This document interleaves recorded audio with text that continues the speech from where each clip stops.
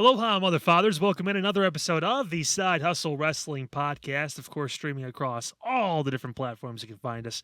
Full episodes on YouTube and the audio version, of course, over on Spotify and the iHeartRadio app. Again, Kyle Cornell, that boy Anthony Alford with you as always. Sir, how you doing, man? My hands hurt. I have to, so my work from home job, I type, do a lot of typing. Oh, yeah. Yeah, a lot of typing. You know, looking for some dark chocolate and stuff. And hand was hurting there, got a little cramp there. I'm good, though. I'm good. You think dark chocolate is going to help your carpal tunnel that you're developing while working? I'll talk to a football coach. And if I rub dark chocolate on my hand, listen, suddenly I'll be able to move my fingies better. Listen, I'll talk to a football coach, you know, big-time football coach, maybe who could take care of it. Speaking of which, I mean, should we just get right into this? Cause wow, we can. That's our rundown for the week. Got a lot to get into. We're debuting a new segment, by the way, today. But let's go right into it. Our sweet moment of the week, brought to you by BA Sweeties. We included this. It features someone who was in the Royal Rumble. She was number 30. They both wrestle. They used to wrestle for a living. And Jesus, man. I love that laugh. I don't like how deep you got. I love that laugh. Coach Prime's in there. I mean, we could try to explain this scene to you, but I'd rather have you guys just watch the 30-some second clip of Deion Sanders turning into that really creepy uncle from the barbecue. Like, when he finds out that your hot friend is single. Yeah, just... Let's roll the tape courtesy of Sirius XM. What's your favorite color? Well, lately I've been into dark chocolate. So that's been like my thing, Mm. you know. You've been in the dark chocolate, huh? You know, You've been yeah. in the dark chocolate. It has huh? been the flavor of my Good, doesn't it? season. Let me tell Yeah, you. I understand. I You know, understand. more to come. Yes, I thought you were going to Lord. say red. No, but I like that dark I mean, chocolate. red is like She my said favorite, dark but I chocolate. mean Yeah, she everything. did. Yeah, she said dark I chocolate. like dark chocolate. Yeah, Even let in me my see. search, you'll Hold see on. dark chocolate. That is, Let I me feel see. like. That is good. Chocolate. I love it. Oh my god. Oh my gosh, I love it. Man, my man got right up. look how he sat right up. He Like, was oh. leaning back. Before she said anything, he was leaning back in the chair. Deion just chilling, hanging out. I don't know why they were all talking. Super Bowl week, I'm sure there was something going on. And, yeah, he shot up quicker than the Space Challenger rocket. I'll tell you what. He just, fung. Dark chocolate, huh? So I believe this is their podcast, the Bella Twins. Okay, that I makes think sense. this is their podcast. They were at the Radio Row Yeah. at the Super Bowl. Okay. I think cool, but- honestly, looking at the qualifications, I think we could be there next year. We have to send one segment of us talking about football. That's it? I think that's it. Really? I think if we send one segment of us having a hardcore football conversation, I think we can go. Want to go to San Francisco next? Hey, listen. hey, we'll go to the Bay Area next year. We got the cameras and stuff. Pete, Jacob, like we could all go to cover Super Bowl 60 next year. It's a round number. That's what he was. But no, yeah, that's why I made the joke earlier about that. Yeah. No, I understand. no, Coach Prime. That's that classic uncle. You know, in a week where we were kind of like, man, there was a lot of stuff that really didn't pop out for us. It kind of feels like we're in a little bit of a lull, even despite being after Royal Rumble, because we know how important Elimination Chamber is going to be in the wrestling world. Yeah, we were looking for something. I even told Double A, I'm like, man, I don't know what's going to be the sweet moment this week. We were kind of like looking around. And then Coach Prime drops this gem into our lap, which, hey, man, you're about to have a son that plays quarterback for the Cleveland Browns, and you may be dating Nikki Bella. Congratulations. How about that? Well, you know what, though? But Nikki, she was – so he asked about favorite color. Chocolate is not necessarily a color. It is. I mean, it is. Now, but it's remember like who you're talking to with these two. Because the Bellas, the Garcias, whatever the fuck they're called now, I have no Nikki idea. and Brie Garcia.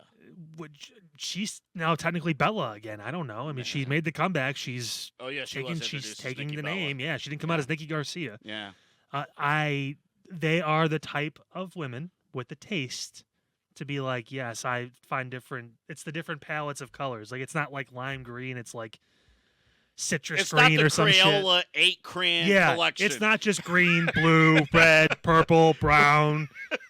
It's dark chocolate brown. Can we replay the video? Just actually, we can replay the whole thing because it's hilarious. But the way that she answered this question, Pete, is absolute gold here. Take a look at it again. What's your favorite color? Well, lately I've been into dark chocolate. So that's been like my thing, You know? So. Hold up, stop right there. He got up. He got up for half a second. He had to adjust himself in the chair to sit forward further. Look at this. Watch. Yeah. Pull back. Yeah, look at There's this. the penetrate. This motherfucker gets up on the edge of his seat. Flavor of my He's like, dark chocolate, huh? I understand. No, but like she answered, she could have picked any color. I'm literally any color. The problem is, it's innocent. Right? It's an evergreen question. What's your favorite color? And she's probably telling the truth. She's like, I've been into darker shades of brown lately. It's been where I've been kind of seeing a lot of things and inspiration because they have the different brands and the different things I'm sure, have to pick colors for. True. I have to watch what I say now because I've been down this road before. It didn't go so well when I brought up the word color. But nevertheless, I mean, this is a thing. Still using the past. Go ahead. Yeah. I gotta get the ED out. But this is the thing with it was so innocent. Yeah. And of course, with the sunglasses you could see yourself in and pick your teeth in to make sure you don't have anything up there. Like it's prime, man. Just lean in. There was a full context to this, but honestly, the backstory doesn't really matter. It really doesn't. It was hilarious. I'm thankful. Because it's a leader of young men. Look, we're not sitting here saying like, "Oh, Coach Prime shouldn't be doing this." Like Nikki Bella, the Taylor Swift of college football. She Yeah, showed up to all the Colorado games. Yeah, we're not going. This is innocent stuff. This is actually hilarious. But again, shit. just if you could play a video in silence and just read body language, it's amazing. Like this video is amazing. Now, this photo's amazing. So I don't think Bree necessarily got it. Nikki, on the other hand, I think she got it pretty quick. And was kind of one of those smiles, but you could tell she was a little bit uncomfortable. Oh, there is a backstory between Bree and Coach Prime. There is a backstory. What are you pointing at? So, let's take a look here. So, the backstory. So, I believe this was weeks ago. Not weeks ago. Very recently. Coach Prime, or the Bellas, I should say. He was like playing the video. I know. He was just going up and down. It was cool. No, that's how you produce a little bit of leash. Bree admitted in a public forum. It wasn't on their show. It was on a public forum that she, when she was younger, had a crush on Deion Sanders. Oh boy! Like that was like one of her child celebrity crushes. Was the man we know now as Coach Prime. Yeah. Bree said that. So now knowing that Nikki, connect the dots here now. You know what? Part of me also thinks now too, knowing that because I didn't. That is all this shit. Just like who comes up with this shit? Like these ideas, like to do this stuff. It's unbelievable. To me, it feels almost like it was preconceived or like, hey, I'm gonna say this, and then you're gonna do this, and then. All the questions are made up and the points don't matter. Yeah, like I'm watching fucking Drew Carey and Whose Line Is It Anyway, and Ryan Stiles is about to hit the stage. Can't wait. Colin Mockery and his bald head. Like it's gonna be it's. Wait, are you saying that that's Wayne Brady? No. Okay. Because then I'd be in trouble. Oh shoot, you can't say that either. Does Wayne Brady have to? Never mind. I ain't saying that line. I could, but I liked Wayne Brady. I thought it was funny. It was. He was really funny. Hey, listen. It was a good show, too. All kidding aside, it was. It's a great show. It's still on the air, by the way. I know. Still. They got the new host. Yeah. The new group, newish group. Newish group. Ryan and Colin are hanging out. Right? It's like everyone except Drew Carey. About? Who's the one person that was like the reason why they made the show in the first place isn't there anymore. I didn't realize this. It's like watching The Office without fucking Steve Carell. It's like, well, what do we make this? How old is Drew Carey? He's got to be like 70 now. So you're pretty close. I looked it up. I think he's 67. Yeah, he's got to be up there. I swear it was just yesterday. Bob Barker was hosting the Price is Right. The Price is Wrong, bitch. So wait a minute. So at some point, believe it or not, at some point they're going to come up with a succession plan for Drew Carey. I think on The Price is Right. If Drew Carey is not in Happy Gilmore 2 and he doesn't get in a fist fight with Adam Sandler, I'm almost not going to want to watch it. Honestly, I mean, Coach Prime would be a great host for the Price is Right. He'd be a great host. I was thinking more of Wheel of Fortune. And Oh, yeah. His Vanna Yeah, White he can now worked be Nikki Garcia. Oh, so there my you God. go. Yeah. God, it's so creepy. Oof. He wants dark chocolate. You know where you can get dark chocolate? BA Sweeties! Ladies and gentlemen, you're seeing this for the very first time. Double A doing a successful segue that actually made sense into our presenting sponsor of the Side Hustle Wrestling Podcast, BA Sweetie Candy Company. I mean, fantastic. Man, listen. We know what week this is. We know what's going down tomorrow, actually. It's Valentine's Day. It's tomorrow. So, listen. If you want to get on what Coach Prime's trying to get on, BA Sweeties. That's what you need. The key to Nikki Bella's heart. BA Sweeties. Now, unfortunately, we cannot deliver the Bella Twins on the BA Sweeties commercial, but what they can deliver in this commercial you're about to see is all the other thousands and thousands of candies and sweets and pops and stuff that they have. 75 years rich tradition here at BA Sweeties. In fact, almost as rich as that dark chocolate. See for yourself.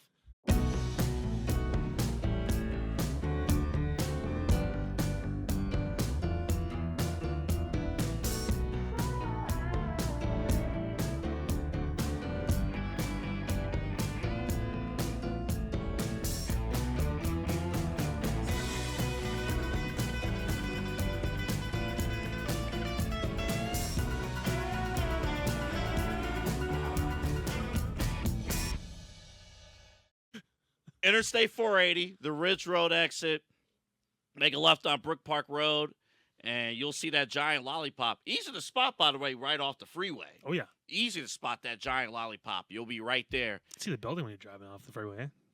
Yeah. Nice bright sign, too. And you see the dark chocolates there. Coach Prime. Gotta let it go. Coach Prime. Jesus Christ. It's Valentine's Day. It's coming up this week. I know if you've yet to get your significant other something, dark chocolate covered strawberries. Yeah. Get something. Yeah, get something. And even if you're not in a relationship, get something for yourself. Treat yourself. You want to be as happy as Coach Prime. Is he happily married, by the way? I don't know. Ooh, that's a good. Pete, can you look that up? Because Deion Sanders married. Can you look that up, please? For the sake of the clip we just played a couple minutes ago, I hope so. I hope not. No, that's not good. Well, whether you're happily married, you're single, or you're trying to get a chocolate for a side piece, BA Sweeties is right there for you. They got everything you need. I say that I hope he is, so that way. Okay, good. Okay. It makes sense. But like that way we can kind of course correct the creepy uncle gimmick that he had going for a minute there. Can you imagine him leading his guys over Colorado? He's happily married. Someone better bust his ass for that. Like one of his players, maybe the new quarterback they just got. Yeah, man. Bust his ass. Pull the clip. Have the assistant coaches pull it. Like, yo, first clip of the year, man. We wanted to start off strong, but coach, man, you fumbled the bag a little bit at the beginning of the season. Let's play the clip. Dark chocolate, huh? You know, you gonna have a bunch of college football players all doing that uncle laugh now. Every time they make it, but they see it every day. Like they know, like Shedeur Sanders, future quarterback of the Cleveland Browns. You know for a fact that he knows about that laugh. He probably has that little laugh in him. Like, that's crazy. Oh man, don't do that. Don't incriminate him already. He's not even the quarterback of the Browns yet. Give him some time before he gets some allegations. Not allegations. No. You just gave him the creepy uncle laugh because his dad does it. He must do it too. But he knows to laugh. He knows. Now, Bill Cosby's son must be a. No, never mind. Hey! Record. Next segment. You can get dark chocolates. You get a bunch of cool stuff. You get this. You get this sour spray here, which is actually pretty good. It's a shake spray. Now we bring this up for two reasons. Number one, this is good. Mm-hmm. Even though I'm not a sour fan. Even though the green still disappears because of the green screen behind us.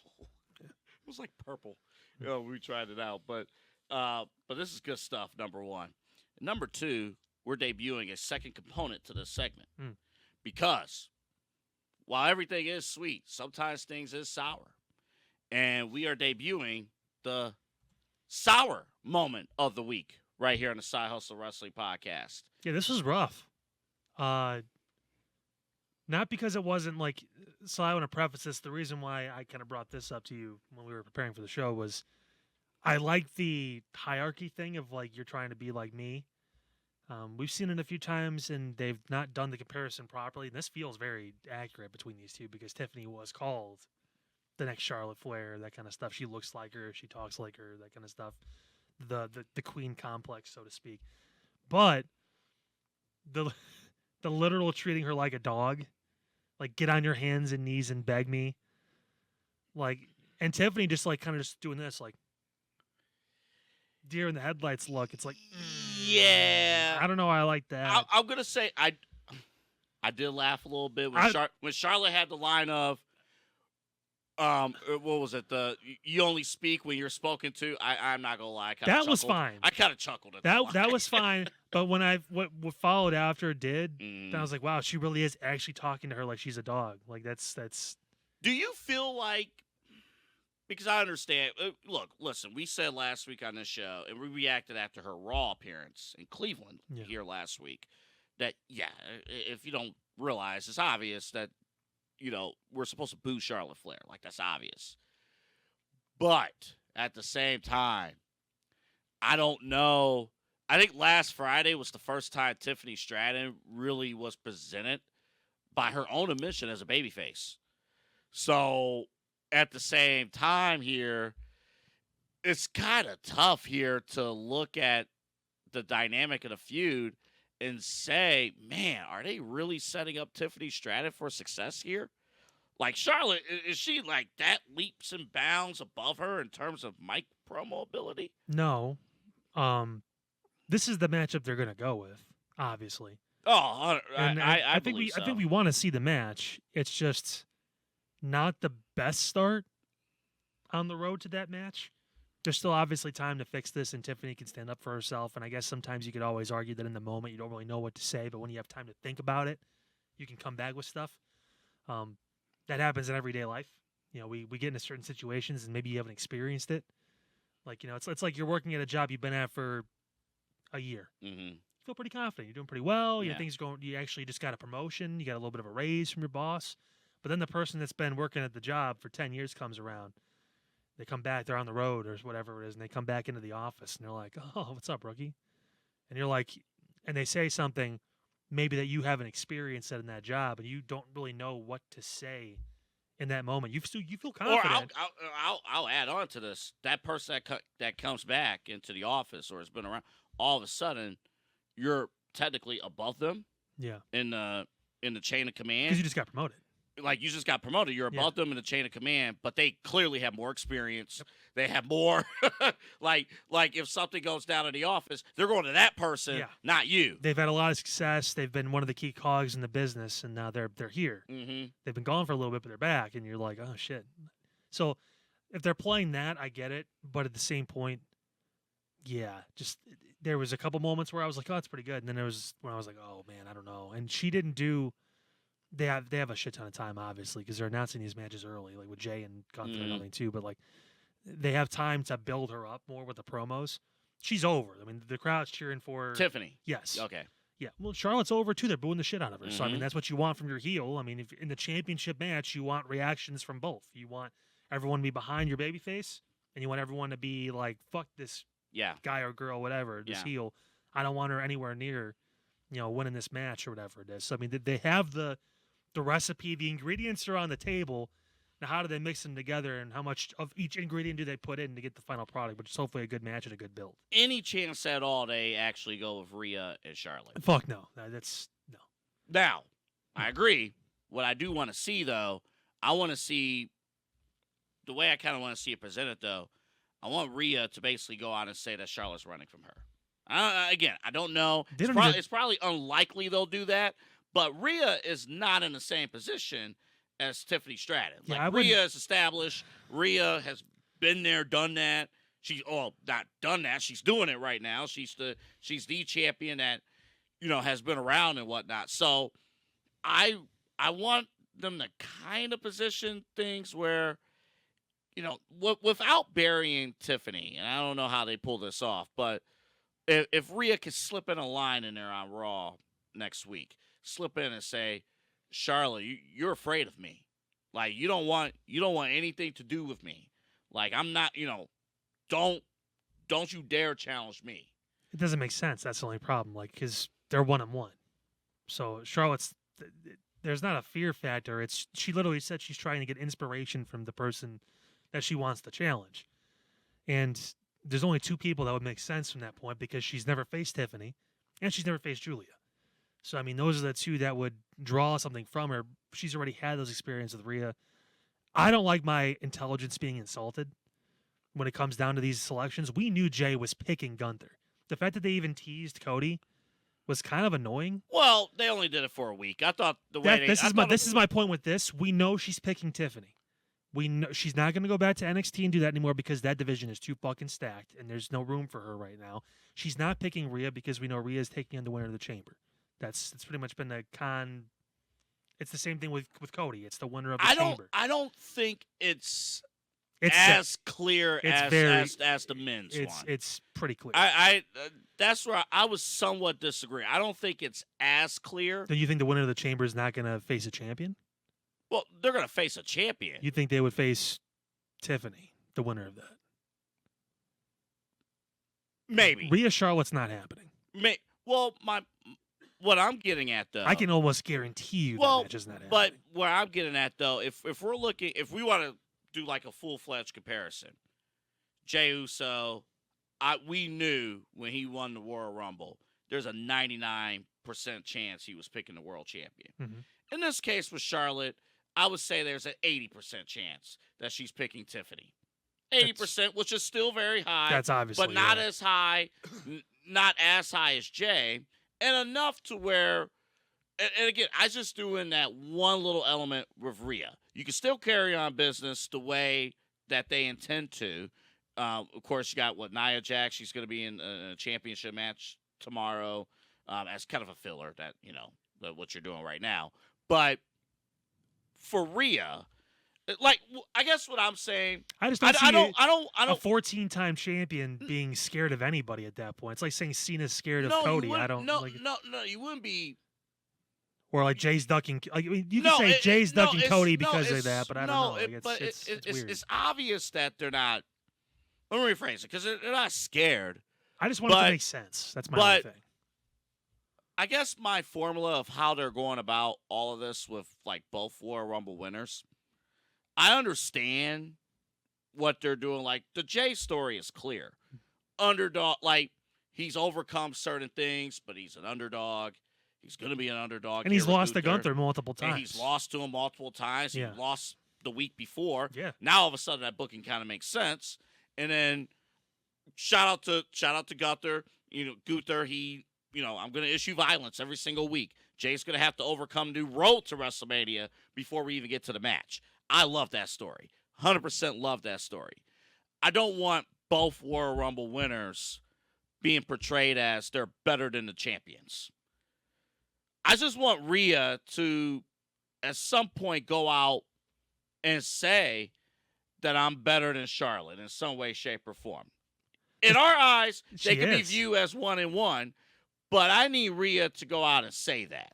Yeah, I mean, that's all I'm saying. If they want to drag it out more, they can, but we know what the end result's going to be. So that's why it's kind of like, I get trying to make some sort of entertainment value out of it, but sometimes it's right in front of your face. Like before the Royal Rumble, we didn't know what was going to happen, for sure. Obviously, Jay was a surprise. Charlotte, maybe not as much. You picked Alexa, I picked Charlotte before the Rumble. We both kind of had an idea it was going to be one of those type Rumbles for the women's side because there wasn't really anyone that had a hot year that was like coming up. With this, the Rhea Charlotte thing, they had great matches. They really did. But again, it's just the third match doesn't really feel like it's time. Kind of like Roman and Cody. Would the match be great? Of course it would, because those two are at the top of their game right now. But does it mean we really want to see it? It insults my intelligence a little bit when they think like, oh yeah, we're gonna keep playing this off when we kind of know. Okay, like it's. I would say at the latest by next Friday. Like, let's get the move on. Like, we're before gonna get this. We're gonna get a decision so that by way next we can Friday. make the importance of the Elimination Chamber even more. That's why the men's Elimination Chamber feels so important right now, is because we're an heavyweight title spoken for. Mm-hmm. We know what's going to happen at WrestleMania. It's going to be Jay and it's going to be Gunther. Who the fuck is Cody facing? We don't know. In a couple weeks, we're going to figure that shit out. Like, that's huge. That makes that event feel massive. And we knew coming out of the Royal Rumble, the men's Elimination Chamber was going to be huge. Yeah. We need to make the women's no escape match huge as well. Yeah, what the hell? They changed that graphic for like 1 second, and then it went back to Elimination Chamber. That's going to be on Botchamania next week. I know there's a whole backstory with Germany and the Holocaust. I think that was. But really? Yeah. The term Elimination Chamber has not been used in Germany, I believe, since 2013 because of their history. Okay. So they have used. So Pete didn't know that. So that's honestly it actually. So that graphic actually slipped up. I think on Friday. It was on American TV. Yeah. The women's no escape match. So the rest of the world calls this match, Pete, the Elimination Chamber, but in Germany, this match is known as the no escape match because of I feel like you weren't gonna escape from the Elimination Chamber either, but let me make one quick thing about Tiffany. She got to elevate her game.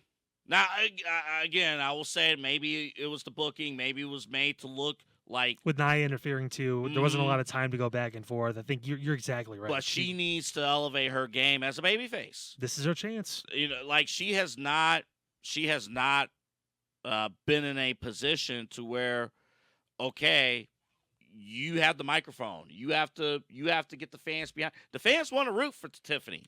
This is the matchup where nobody wants to root for Charlotte. Oh yeah, nobody wants. And Tiffany to root for will Charlotte. get cheers. I think that what you want to avoid is after the initial. It's kind of like with Punk this past week on Raw. If you noticed, hey, great, came out, everyone's excited, and then he got into his promo, and the crowd started kind of leaving a little bit. His promo didn't have direction, and that's what I worry about with her because this is a new avenue, right? She's fully in the babyface corner because now. even when she cashed in against Nia, the first SmackDown afterwards when she came out for the promo, that wasn't even a babyface promo.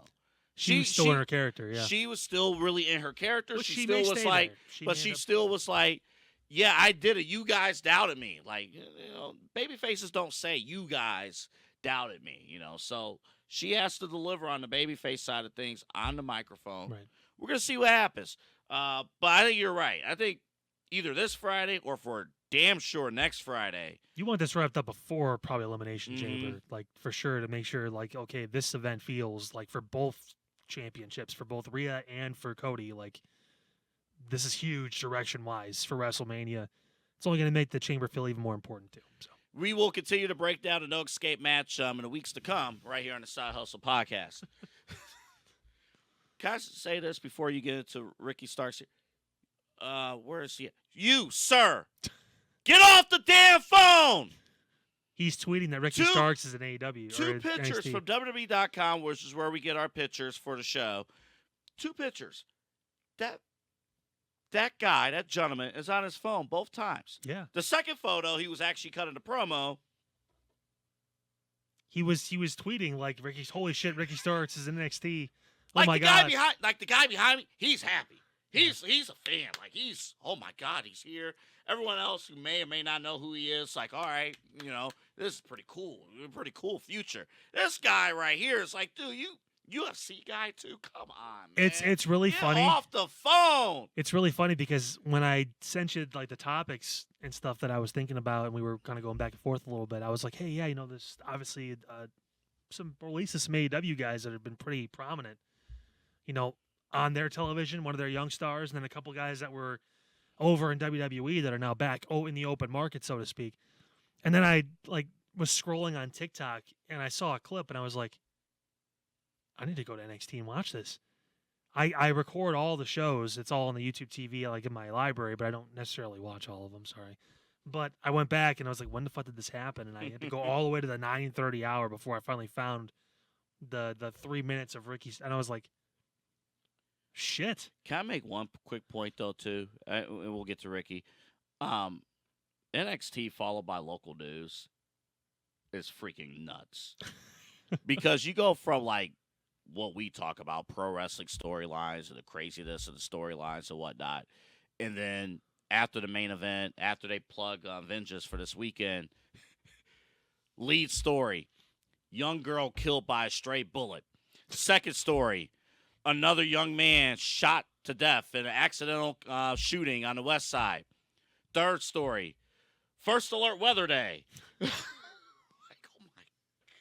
Yeah. If you work local news, like, and we did it, and you extensively on the news side here in Cleveland, and across the country, like, local news is not for the weak at all. Like, it is. And I'm not talking like someone say neither is pro wrestling.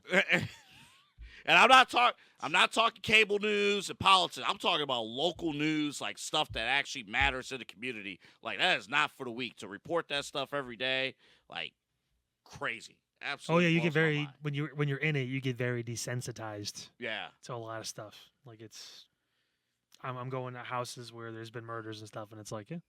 So how do you feel?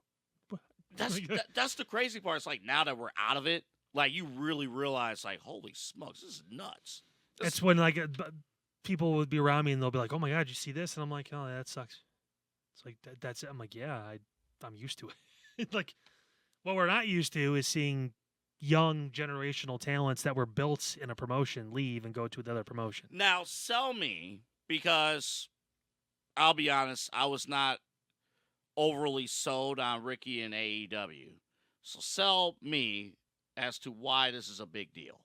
It's one of those guys, one of those young talents that was built. We talk about the pillars sometimes over in AEW, those like core guys that they were hanging their hat on, the MJFs, the Darby Allins, those kind of guys. Ricky was in that conversation as one of those young guys that needed some time, but Cody was his mentor. He was learning a lot. He was kind of building a character that was on an upward trajectory. Obviously, Cody leaves. He's a Cody Rhodes guy. He's one of those guys where it's like, yeah, Cody's it's kind of like MJF. Now, MJF is so over and got so over that he kind of eclipsed that Cody mantra and became his own thing. Ricky never got to that level. But as you can see, the look's there, the confidence is there, his wrestling ability, he's got that as well. I think NXT is a good spot for him for now because he's not one of those guys like Aleister Black, like Rusev or whatever, Miro, whatever you want to call him, that had that run in WWE. Rusev Day. Yeah, who knows what's going to happen with all that shit. He can go back to, Bulgaria or Romania, wherever he's, I don't know, but I mean. We'll talk about all that coming up in a few minutes. But this is one of those guys who's a 20-something that could be, the 20s or like early 30s at the latest. I saw CM Punk. Yeah. CM Punk was thrilled. He said something on his IG. I mean, this is one of the reasons that's keeping some of those guys around. Like, okay, I want to be here for this kid. I want to see what he comes and turns into. Like, in WWE, you're looking for those guys because Cena's done after this year. Punk is done after probably a few more years. Like, Roman's on a light schedule. Cody, I'm sure at some point is going to take less dates. Cody's turning 40 this year. Yeah. So if he's not already 40. Who are we looking at as the future? We're looking at the Braun Breakers, looking at the Carmelo Hayeses, Trick Williams, these guys that are in their late 20s, early 30s, Dom Mysterio, some of these guys that are going to be around for the next 10, 15 years. If he reaches his potential, this is one of those guys, and he can cut a fucking promo. He wasn't given a lot of mic time towards the end of his run in AEW when he was actually on TV. But this dude has the confidence to cut a promo, which is difficult for some of the younger people in this business nowadays that are even getting this kind of exposure, be it AEW or WWE, to be able to do what he did, to go out there and to be confident. Hey, you know what? You're popping out, say a few things, be felt, get the fuck out. He can do it, and he can do it well. I love the very first line of this promo. The very first line. So you guys already know who I am. Bingo. That was the very first line. He chanted his name. We don't even know if they're going to go with that as his name. They could switch it up. I'd imagine they're going to keep it. Yeah, it's. But hell, the fans knew who he was. I mean, and think about how hard, we praise, going way back, we praise Scott Hall for randomly showing up to WCW and interrupting a match. Think about how hard it really is to not be given any, promo video, any like, hey, come in NXT. You're showing like up, this, and you don't know if they know who you are. You don't have music. And this is not one of those guys I talked about that's been on WWE before and has been all around, and he's one of the big superstars. Literally, they told him, you're going to walk out. You're really not going to have wrestling gear. You're going to wear a tank top. And we're going to give you a mic. He's been talked about the most. He's been talked about over the past couple weeks because of like, hey, is he going to get released? And I think it broke maybe Sunday or Monday morning that he had officially been let go. Finally from AEW after all the bullshit they've been going on back and forth with. And then the next night he shows up. Now, the key is going to be, and I think this picture is actually great to analyze here. Now, the guy behind me, he's clearly aware of who this is. And like Mick Foley, yeah, he's really excited. Pretty excited. Yeah. Damn. Pretty excited. He's ready to go. I think some of these guys know who he is and is aware that this is a star. I'm telling you, the phone guy is tweeting it. He's not. He's trying to be first, okay? Ricky Starks in WWE. Show. Exactly. He wants proof that he was first. Hold up. Scoot back for a second. Let me see what the other guys are doing. Okay. Listen. The one dude looking the other way. Listen. Look at the one. Listen. He's right by my elbow. Yeah, man. His eye, he's clapping, but his head's turned. Yeah. Like he's waiting for someone else to fucking pop out. Like, hey, dude, look to your left. No. Like, hey, listen. You want to see if you're on screen? I know it's the Performance Center. It's a little different too. Can we get my tweeter some Just for Men, like, or maybe some hair plugs or something? Can we get him over to Turkey? Like, what's going on? Like, he needs to get that situated up top. If you want to take this, get him on the LeBron James plan. The LeBron plan. Just dark chocolate spray paint for the top of your head so you can get that hairline back. Hey, Pete, put a one shot on Kyle for a hot second. I just want to see something. Yeah, you're right about that fan. Oh, boy. Oh, my. Yeah, he is. Fitting at the top, and there's nothing behind that. But don't worry, the C's are parted like Moses on the side, so he's got that going for him. All right, here's the thing. If you look at this picture and you want to just say, oh, this is your sample size, like how most surveys are done, big surveys talk about, hey, we surveyed 1 million people. You really surveyed 5 people. Double A now working for the U.S. Census. But anyways. If you take this picture into consideration, the one guy you can see in the picture, he probably watches all of wrestling. He probably is knee-deep in AEW. He knows who he is, that kind of thing. I would argue he's a UFC fan. Yeah, see if you can find. I have a whole complaint. This is not the show to do it. UFC's all over the place. All over the place. They have sacrificed superstars for the brand. Anywho, anywho, I think the guys at the top, I would say 50, 60, 70%. They know who he is. They know he's a big deal. They can't wait to see him in action, but they want to see, like, hey, how's this going to be presented? How is Ricky going to look? And how's he going to be booked in NXT? Automatic. Oh, that's the other question. Babyface or heel? So I think initially and this happens, we talked about this a couple weeks ago when Charlotte came back at the Rumble. Like, you're going to get the cheers. He's so confident, and rightfully so. Dude, like I said, Duke can cut a fucking promo. Mm-hmm. He's got that ability. Like, maybe a heel. I don't know. I told you, I think what I said was, if Finn Balor was American, was the vibe I get from Ricky Starks. If that makes sense. Dive into that a little bit more. So, same body type, same kind of move set. He's got some high risk stuff. He's got some things obviously that he can do. The promo ability, Finn has it. He has the emotion. He has the grit. But sometimes, and this is not his fault, but sometimes he acts like he can get in the way a little bit. Sometimes you don't take him as seriously. Pivot that to, like, this is now someone the American audience, you're going to be able to understand him all the way through. He's got the fire. He's got the ability to cut those promos. And he's got the in-ring that I think Finn has too, where Finn is one of the best wrestlers I think in the world still. Yeah. This guy brings that. And again, he's 15 years younger. Yeah. 20 years, whatever it is. Finn's like 43 or something like that. Yeah. Like, this dude is, I'm just saying. The one thing, and maybe he'll use this to his advantage. That Edge promo from a couple years ago, if people only know him from the Edge promo a couple years ago about that young kid who doesn't really take things seriously, he could use that to his advantage, considering the downward trend that AEW is at right now. I'm just saying. Use that to his advantage. Dude is...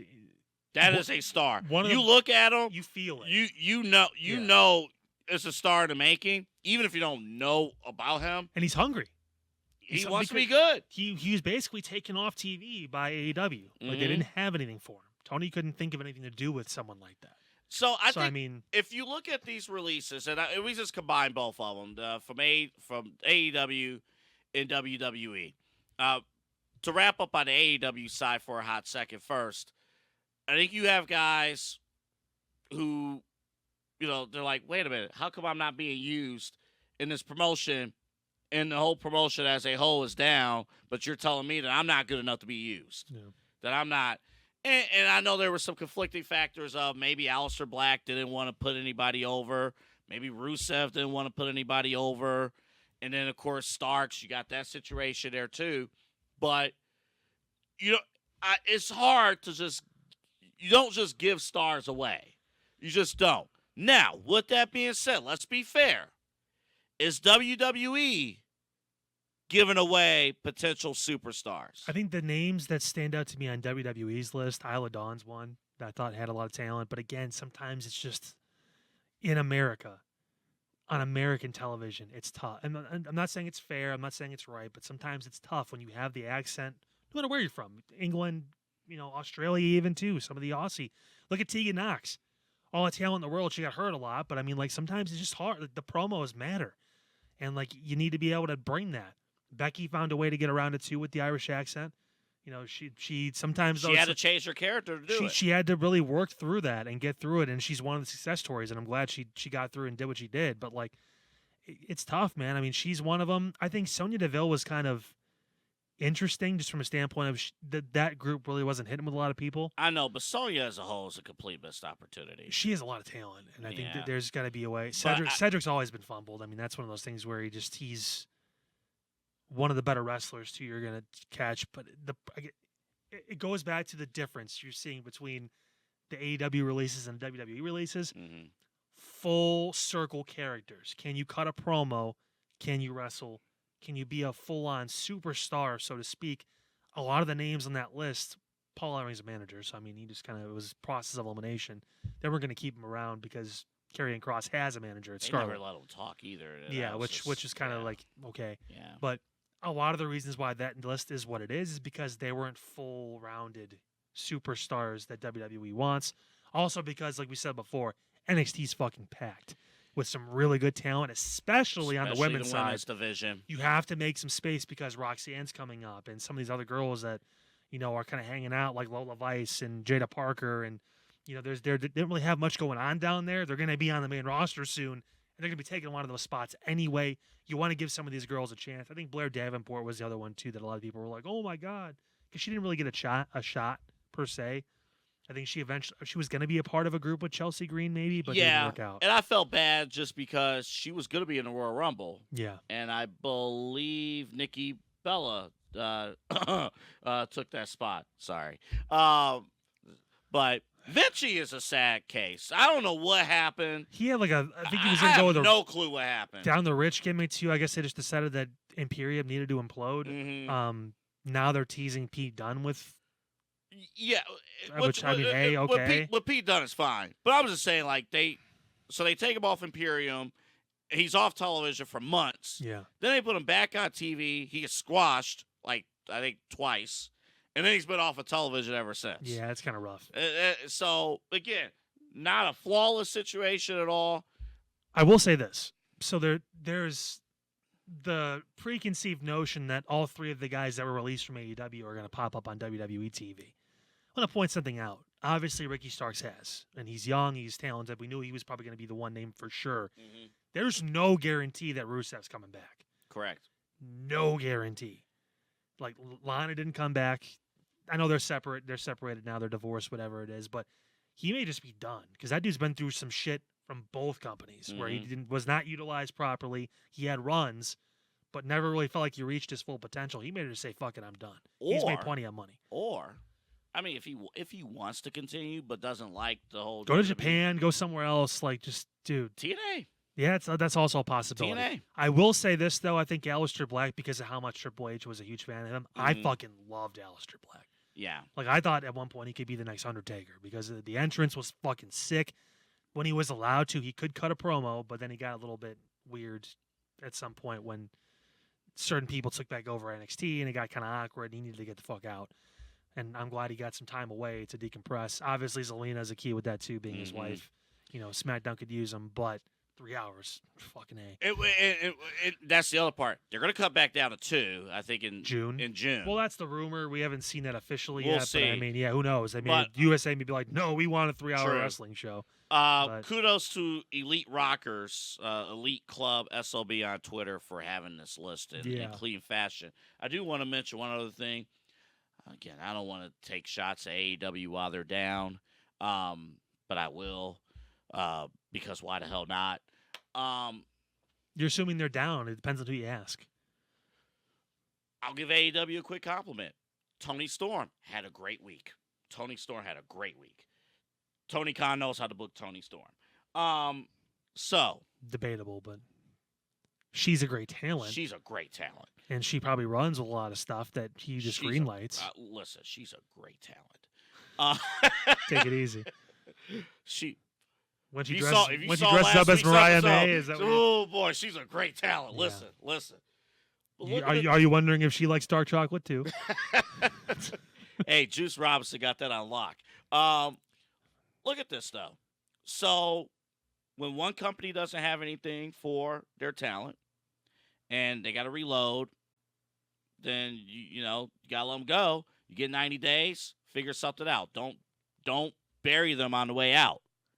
Meanwhile, another company, when they don't have something for their guys, they keep them under contract, but they don't do anything. They want to wrestle. They want to be successful. They want to have higher earning potential, and they have to basically fight their way to get out of there. Yeah. And they're made to look like bigger superstars at the competition.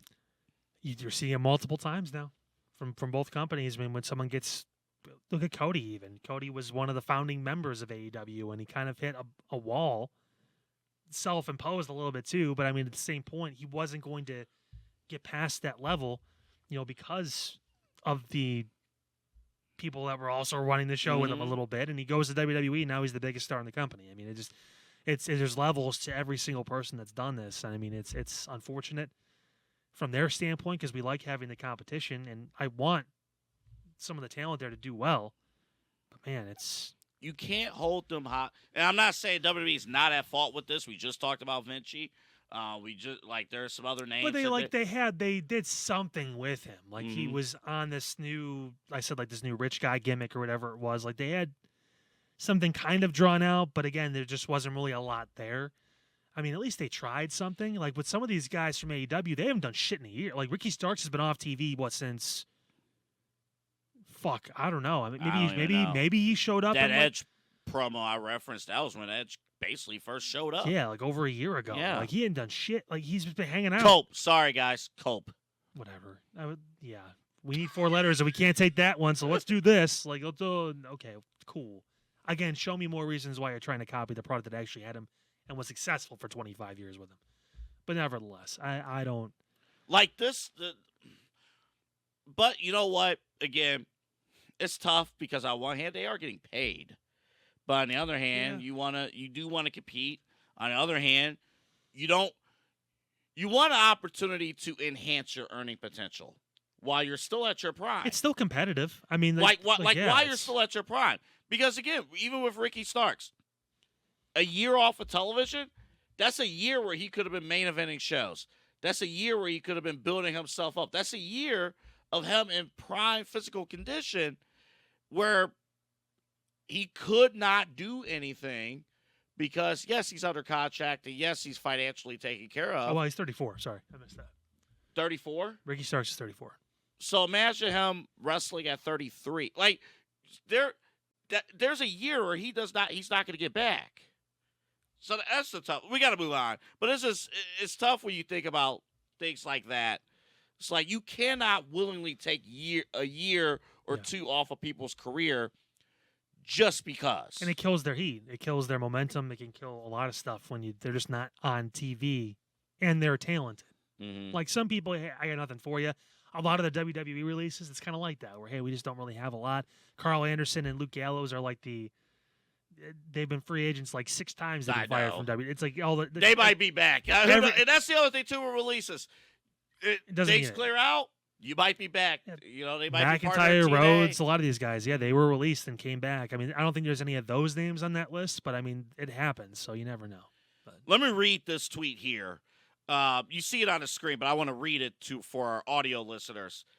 From Wrestle Ops. This was WrestleVotes Q&A Backstage Pass.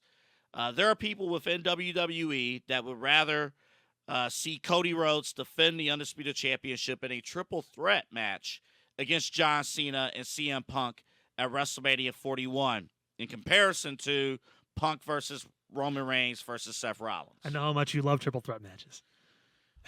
I know. Listen. Okay. You made a pitch when we were talking about this off air. Deliver your pitch. So I think that match, the championship match, makes more sense than the other one. I know you had an issue with Punk. That part I agree. Punk, Reigns, and Rollins. That part I do agree with. There technically is a story there with those 3, but nevertheless, I think this one would check more boxes from a standpoint of obviously Cody needs a challenger. Let's start there because right now he doesn't have one. Right, for WrestleMania at least. It gets Punk his main event. It gets Cena his opportunity for the 17th title, and that storyline, which they want for WrestleMania. It's the biggest show of the year. Let's have that be a thing. And it protects Cody from taking the pin. So whoever you decide to win the match, be it Cody, be it if they decide to give the title to Cena and have him break the record, if Punk finds a way to convince enough people to be champion this early or whatever it is, that means Punk or Cena can take the pin and Cody doesn't have to technically lose, so to speak, but he can still lose the title. It's the commonality in a triple threat or a fatal 4-way or whatever it is that you can have the champion lose and not technically lose the title, so to speak, not be pinned in the decision or submitted or whatever. So that's an out for Cody. Also gives you an opportunity to run that shit back one-on-one with either if Cena wins or Punk wins with Cody. Going through Backlash and wherever they're at. I think it's in France or wherever it is. Or whatever else. Somewhere not here in America. Somewhere across the pond. But nevertheless, I mean, send it back to Puerto Rico. That was lit. Last year's was great too. Yeah. So I mean, this gives you the opportunity to do that, where you can have the one-on-one feud afterwards and get the biggest possible match with the most stars in. I don't mind that. I don't mind really either match, but it depends on who's facing Cody. If it's going to be one-on-one Cena versus Cody, you kind of have to do Roman, Seth, and Punk, unless you want to see Logan Paul versus CM Punk. I really don't. So that kind of leads into my point here. I think sometimes, because of honestly what we do, and obviously all of you watching, some of you are legit, full-fledged internet fans. I think sometimes companies are scared to disappoint fans. And what I mean, I don't mean lazy booking or anything like that, or anything that goes on at AEW. I'm talking about Jesus. Your turn. I'm talking about my favorite superstar is not in the main event championship match. Okay. I go back to WrestleMania 29. I think it was 28 or 29. 29. When CM Punk had that title for 434 days. Yeah. And then he dropped the belt to The Rock. Yeah. And then a lot of people, and I was one of them, I wanted a triple threat with Punk, Cena, and The Rock. Yeah. Instead, we got what was termed the corporate main event of Rock Cena 2. Right. And CM Punk had to settle for a one-on-one match against The Undertaker back then. And I used the term settle very loosely. Yeah. I think in this case, a better story is told. You're right about checking off things. I'm not disputing that at all. I think a better story is told if you make a choice between either Cody and Cena or Cody and Punk, or Cody versus whoever else you decide. But I think those are the 2 top names. Out of curiosity, when we were, besides the Bloodline shit, going into WrestleMania, what was the hottest story on WWE television? Going into Mania last year? That wasn't Bloodline related. it's hard to think about this, but you have to rack your brain a little bit. And there's a reason why I'm bringing this up, and I'll get to my point in a second. Was it, oh boy, Sammy? No. It was Drew. Yeah, Drew. Drew was, we talked about it constantly, how great he was doing. And Drew was knocking it out of the park and every it week. was Drew and Rollins and the whole, hey, you're avoiding me because of the Bloodline story. But who was the third member in that story that really put it over the top? CM Punk. But CM Punk was not in the match. No, but there was a third person involved. So you're I get what you're saying. A third person can still technically be involved. But you brought up Logan Paul. Logan Paul versus John Cena is a box office match because of Cena's post-Royal Rumble promo, saying, due to my years of service, my years of dedication to WWE, it's an obligation to have me basically win the chamber and go to the main event. Obviously speaking in kayfabe, but it's John freaking Cena in the main event. And Logan Paul, who doesn't have any respect for the business, taking that moment away. The only way that works for me, the only way I actually want to see that is if Logan eliminates Cena from the chamber. And that's how... It has to be. It has to be. That would be the only way. Otherwise, if Cena pins Logan but still loses the chamber to Punk, I don't want to see that match. Okay, so let's go with that. So let's say that happens, because in my eyes, that would be the vision. Yeah. Logan Paul again, or not again, but Logan Paul takes out Cena. And then Logan could come out on Raw the following day and say, I beat John Cena. Not just that he beat John Cena. John Cena took the opportunity away from him because John Cena eliminated Logan Paul at the Rumble. Yeah. And again, remember, fans, if you want to ensure that John Cena gets a W at WrestleMania, have him face Logan Paul. He gets the W. I think the goal for WrestleMania is to have the biggest possible matches with the best possible stories. And there's a story there. You're exactly right. There definitely is. But is it bigger than Cena going for 17? And that's the other question. So let me flip this back to you. Which match is bigger? Cody, Cena, and Punk in a triple threat, or Cena, Cody, one-on-one? I think the triple threat is bigger because of CM Punk. It's not even just like we're just adding somebody in. His own story is the main event of WrestleMania. And if all intents and purposes, it appears Jay and Gunther are going to main event night one. Right. That's the spot. If he's not in that spot, if he's in a triple threat with Roman and Seth, or if he's fighting just Roman or just Seth, it's not the main event. Correct. That story pops enough to me where it's like, you know what? Again, it's about having the biggest possible event with the biggest possible match.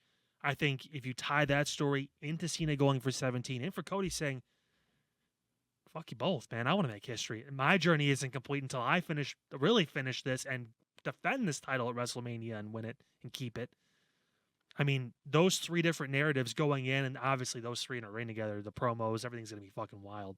I mean, it'd be great. It's going to be must-see TV. I mean, it's not taking away from Cena and Cody, I don't think, because Punk added into that is a good foil for both of them. Because you have to think about this too. You have two white meat baby faces that are supposed to be conflicting now for over a month and a half. Mm-hmm. Unless we're getting a Cena heel turn, which we're not. Let's be honest. He's having a fucking retirement tour. He's not turning heel. I hate to break it to people, but it's not happening. But I want his theme music, though. I bet you do. He worked on it. People that want Cody to turn. Kyle, I hate to break this to you. He worked very hard on it. Cody's not fucking turning either. So you need that person in there that can kind of blur the lines a little bit and pit these guys more against each other. I feel this could work out really well. Would I be mad if it was just Cena and Cody? No. But I think this is nice for Punk, too, because he gets his moment. He doesn't have to win the match either. He just wants to be in the main event. Who does have to win? Punk.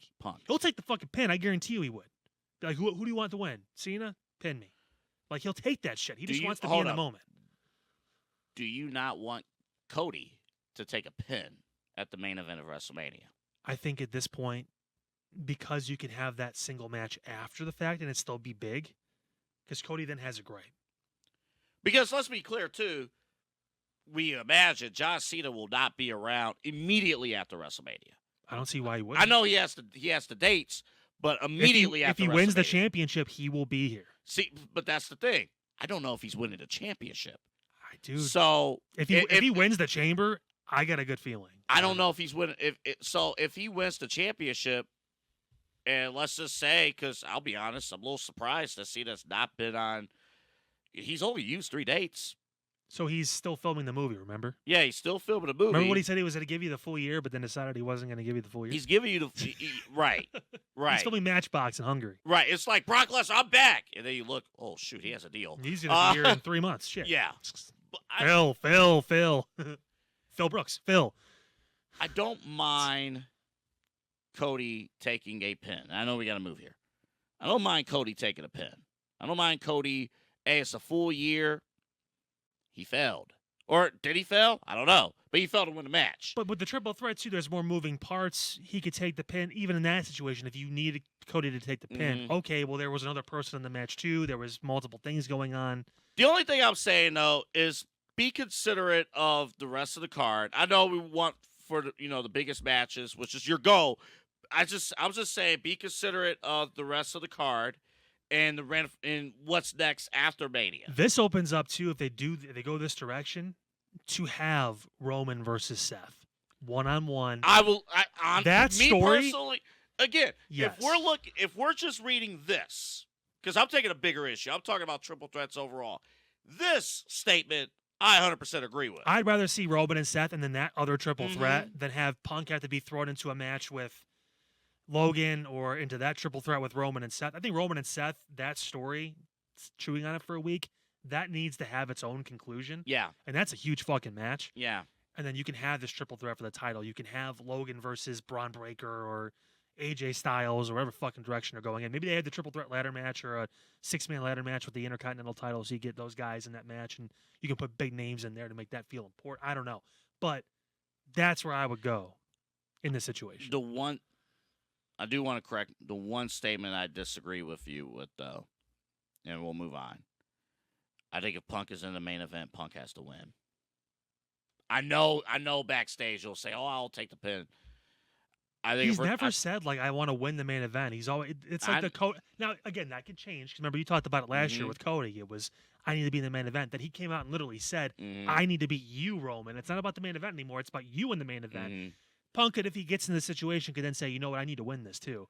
Which obviously, if you're going to be there, you don't want to just fucking lose. But I mean, the one thing I'm just concerned with from Cody's standpoint, if you put both Cena and Punk up there, I understand they're like you could pair off one-on-one.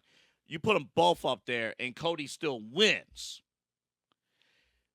There's no reason for Cody to face either of those in a one-on-one situation. Depends who he pins. It's different. Depends on who he pins.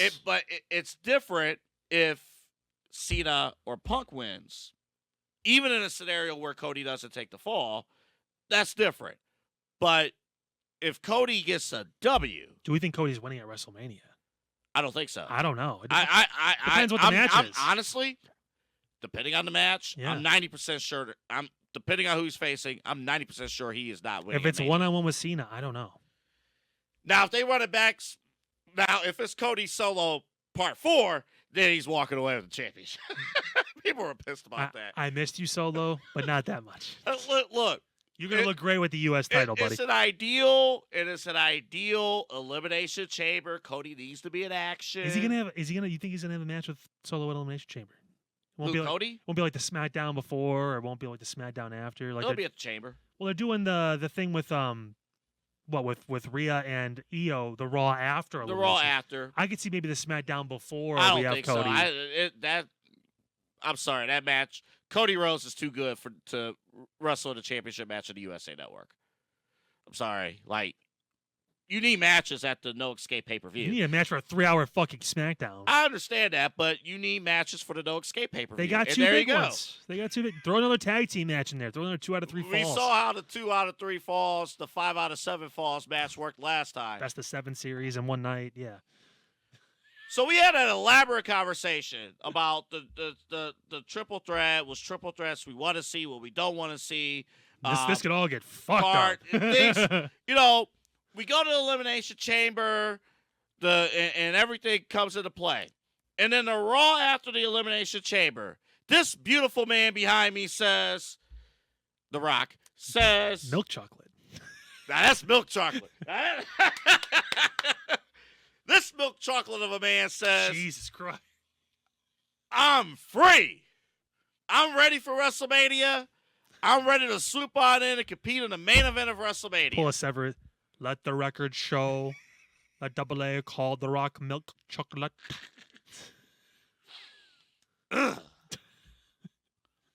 What you doing? What you doing, Dwayne? Also coming up. We're going to talk about every single one of these superstars. So get ready. In like 2 minutes.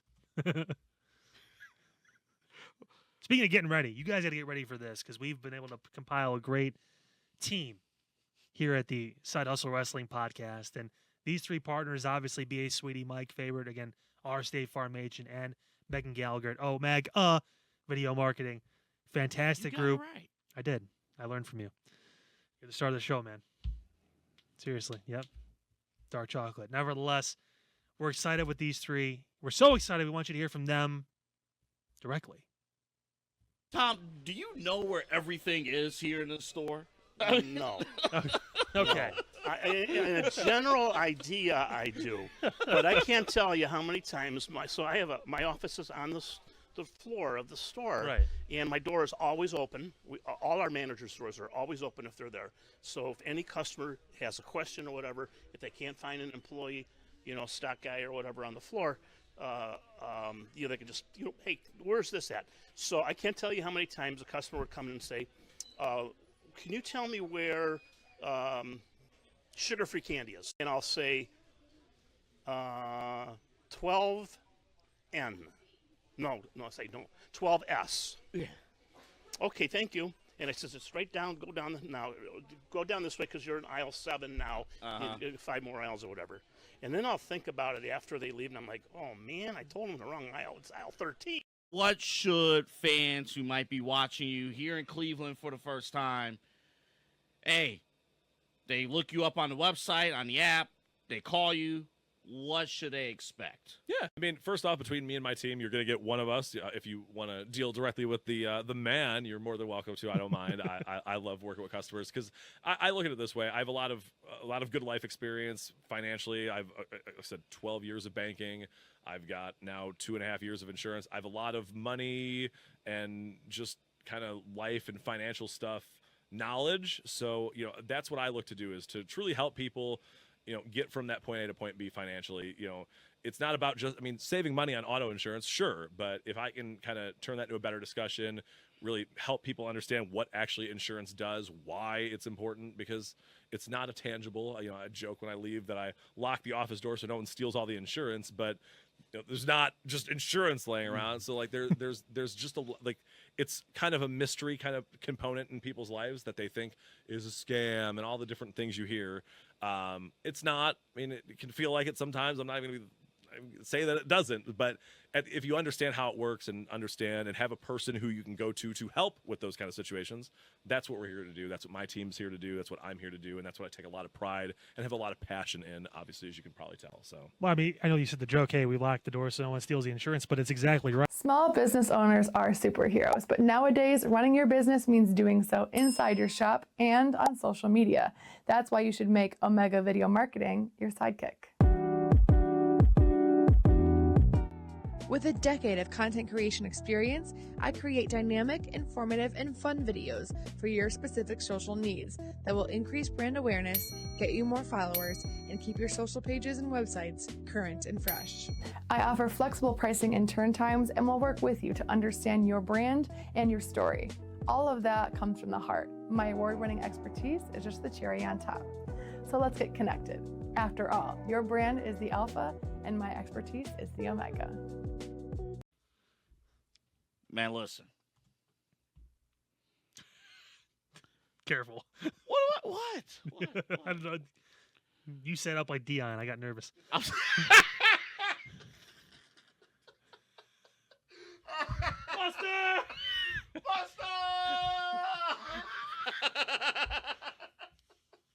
Oh, remember the rails the show is on? Well, it's off.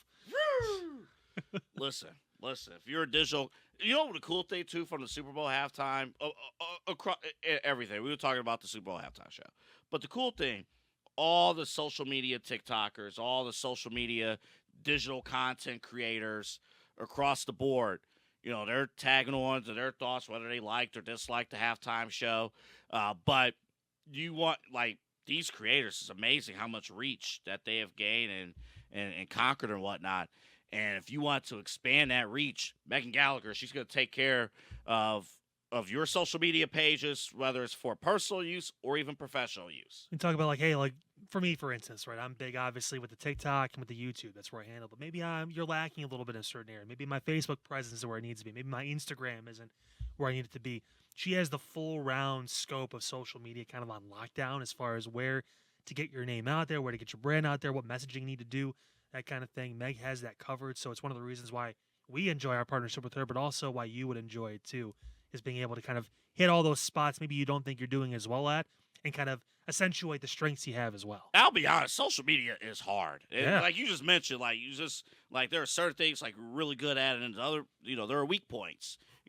So she's going to cover the entire spectrum for you. And even, again, on the professional side, you need your presence felt on LinkedIn. She's going to put a video together. When she was here in studio, one of the questions that she brought up on the survey that we did was like, do you want your video to be vertical or horizontal?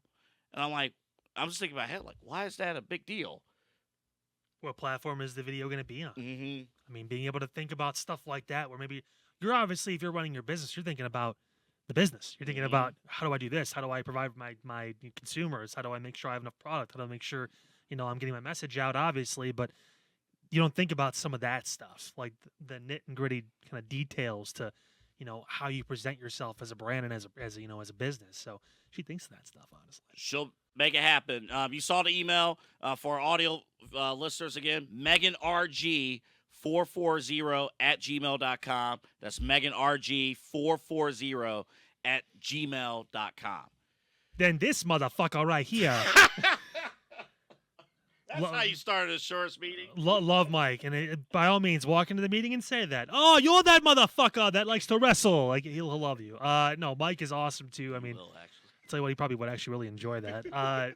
Dude is great. We joke about the wrestling, and he's a professional wrestler now. He made his debut back in January over at Exodus Pro Wrestling, and again, a subsidiary of the NWA, so to speak. But still, a fantastic job for Mike in that. But the day job, what he prides his career on now, is obviously helping you when it comes to insurance.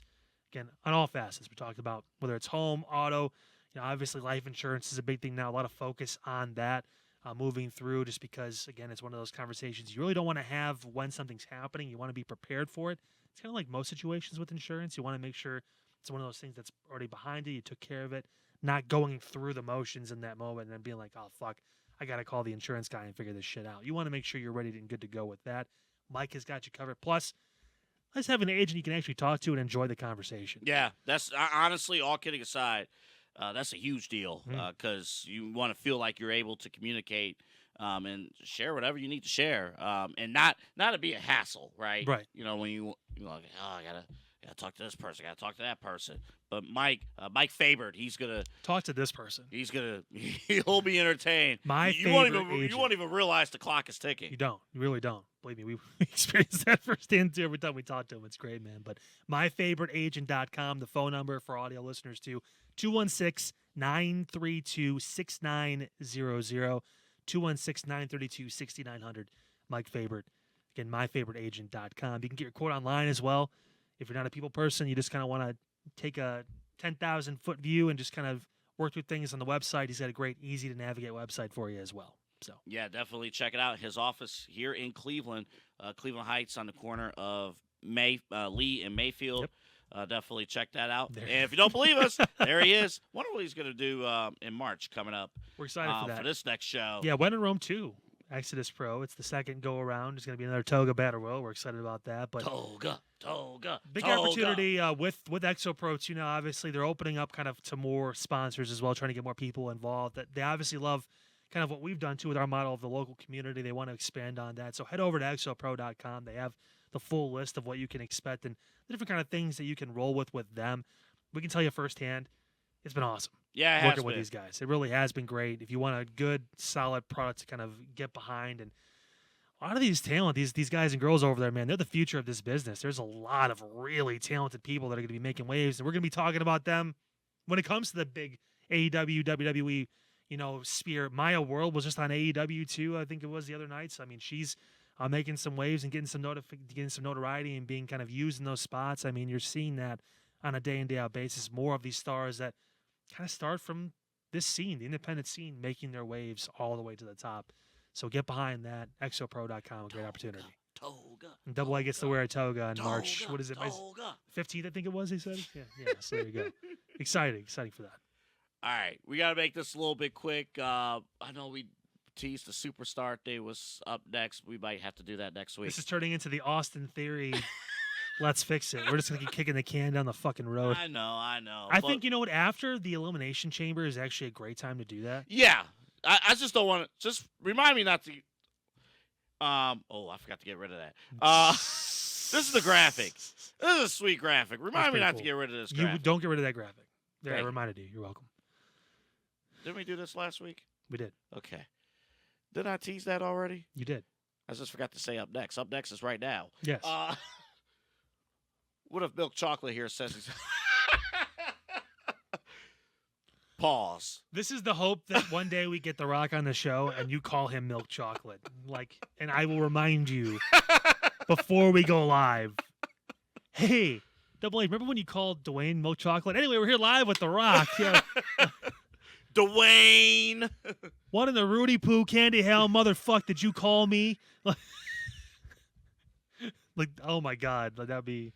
Watch Opus pick that up instead of what I'm about to say right now. I'm going to live for this moment to happen, and I promise you I'm going to work so hard to get this man on this show. He makes so much time for so many things. If I can get 5 minutes of The Rock's time, just so you can call him Milk Chocolate. Via satellite. Via satellite. Which we should probably just put that in the corner, like we have a graphic ready. Okay, we're getting off the rails here. Man, I'm bumping the mic. Whew. Here we go. The Rock. The Monday after the Elimination Chamber. We are locked in. We pretty much know the card for WrestleMania. It's all set. Cody is facing 20 different other superstars in the main event of WrestleMania. And everything's set. Not anymore, he's not. The Rock comes back and says, I'm free for WrestleMania. And he's been talking to Mama Rhodes. Or whoever, whatever it is. What do? You got to put The Rock on the card. Got to have him in the main event. We talked about, I think, throughout the circles, throughout a lot of fans, it is clear at the current moment, the road to WrestleMania, not exactly as exciting as last year's road to WrestleMania at this point. Uncertainty. Still very early. Uncertainty. Still some uncertainty. We're still in February. But we can clearly acknowledge that The Rock's presence in last year's road to WrestleMania as the final boss didn't hurt. Completely enhanced that road. Well, what ignited the Cody Rhodes, I should say reignited the Cody Rhodes want to be in that spot, and obviously led to what it did with night 1 and night 2. And I've come around to the fact now that The Rock, doesn't need to fight Cody at Mania if he decided to come back. That would be my first question. Does he have to face Cody? No, but he does need to fight Roman then. Plain and simple. And his story with Roman could be, I gave you your flowers. I gave you the Ulafala. You let me down twice again. Not only did you lose the championship last year to that bum Cody Rhodes, but then this year now, you lost the Royal Rumble. You got tossed out by CM Punk, who, by the way, I beat 10 years ago. And then you lost the Elimination Chamber or whatever his match is going to be if Roman gets in that spot to whoever, right? To not get to the next level, so to speak. You don't have a direction for WrestleMania. Guess what? You do now. Because I'm taking the Ulafala. I'm the rightful tribal. That's his avenue in. Or the final boss is the head of the tribal chief, whatever. Technically, Rock well, is remember this too. At the Netflix debut, he gave the Uba Fuba to Roman. The Fupafala. The Fupafala to Roman. Thank you, Drew. Thank you, Drew McIntyre. Thank you. He gave it to him as you know what? I know a lot of stuff has happened, but I'm giving you another shot. And he still failed at the Royal Rumble. Roman Reigns not in the main event. He still failed. He technically doesn't even have to he doesn't have to do the Elimination Chamber. The Rumble's enough because that was his guaranteed ticket to fight Cody again. If it's true and that he's being kept off of TV because of, again, dates, whatever it is, and he's not going to be in the chamber. Roman Reigns, yeah. Yeah. Then you know what? That does make sense. You blew your chance. Yep. I literally gifted it to you. Yeah. I gave it to you. I became a high chief and I presented you with this. And you let me down. You let the family down. Again. Can't happen. Yeah. Won't happen. Maybe this ties Solo in. Obviously, he finally now it's all part of the plan, right? The Rock, it's like, okay, like he can have all these ducks in the row and it could be his avenue in. Bad news for Seth if that happens, but nevertheless. They'll find a place for him. And the thing is, all of a sudden, The Rock can co-sign, perhaps, Jacob Fatu. That's another elevated place for him. Could The Rock maybe be in Jacob's corner, something like now, that? I will, for the sake of argument here, give a case for Rock and Cody again, in the sense of perhaps there is unfinished business again. Yeah. Like, this go-around, The Rock wants what you took from the family. Well, that's the story they told the night after, right? But then, if you go with that, can The Rock eat a loss? The answer is yes. Of course he can. The answer is yes. He's never going to be more over, and he's never not going to be as over. It's The Rock. He's always over. So that's not – it's kind of like Cena. He could lose. Yeah. I mean, it's no big deal. It's still John Cena. It's to an extent now, Punk is getting to the point where it'd be nice if he won a championship. It'd be nice if he made a better – he doesn't have to. I mean, he's Punk. He's over. He is what he is. He's a little not on that level yet, so to speak. But we're not going to be like, oh, fuck Punk. He needs the win. Like, well, part of the story I think they're going to sink their teeth into, even with Punk, is, well, and Punk kind of said it in his promo on Monday, Cena basically gets an automatic spot in the chamber, and I have to earn it. Yeah. You got to get a little bit of that. Look, here's the thing. If your card is made up already, let's say, I'm assuming Triple H knows right now. Oh, they knew a while ago. They know what the card is. But they have two versions of the card. They still, right now, today, there are still two versions of this card. I don't even buy that. I feel like you know your schedule. Like, unless something comes up that makes it more busy, these guys plan this shit out. Like, and this is not even WWE. This is like guys like The Rock, movie stars. They know John Cena. I know for 3 weeks in February, I'm filming shit in Hungary. I know I'm not going to be there. TKO. Like, and he knew that shit 2 years ago when he accepted the role and the script. Like, there are still things that have to be addressed. We still need to know what this means. It's very long term, man. We still need to know the whole 20 steps ahead thing. But remember, too, now Dave Meltzer did say that he wasn't going to be there. So that automatically tells you that The Rock probably will show up at WrestleMania. What will his role be? Who the fuck knows? Okay. Now we will do this after Elimination Chamber. After the Chamber. I think that's the best bet because then we're really going to have an idea, I think. Let me share one thing. Put Braun Breaker on television. Yeah, have him compete in some matches. Put him against some jobber. He had the hottest moment at the Royal Rumble. The most viewed moment in Rumble history. The most viewed moment ever. Yeah. In the Royal Rumble. And he's been kept off television except for, like, face-offs. No. Find some scrub in your local town, wherever you are, and have Braun Breaker destroy him. Braun Breaker, the ultimate tease of WWE. Man. Him and Jacob Fatu. They always get in the ring with somebody or they look at somebody, but are we ever actually going to get the match? That's right. That was Rocket Stone. Fuck. For a long time. For a minute. BA Sweeties, of course, definitely check them out. Get your dark chocolate. Coach we can't promise that Coach Prime will be there, but a lot of you have. He's going to start a chocolate brand now. Watch. I'm telling you, he's gonna roll with it. He's gonna do. He's a smart man. He's a smart businessman too. He'll roll with that shit. Mike from State Farm. He's gonna take care. He's smart guy, very busy guy, very caring guy for you. He's gonna help you out, of course. And again, Megan Gallagher, Omega Video Marketing. Professional or personal digital content creator. She will take care, full business. Again, Megan RG 440 @gmail.com is how you can reach her. Our social media platforms, we are posting, by the way, full episodes on our Facebook as well. Side Hustle Wrestling Podcast with Double A and Kyle.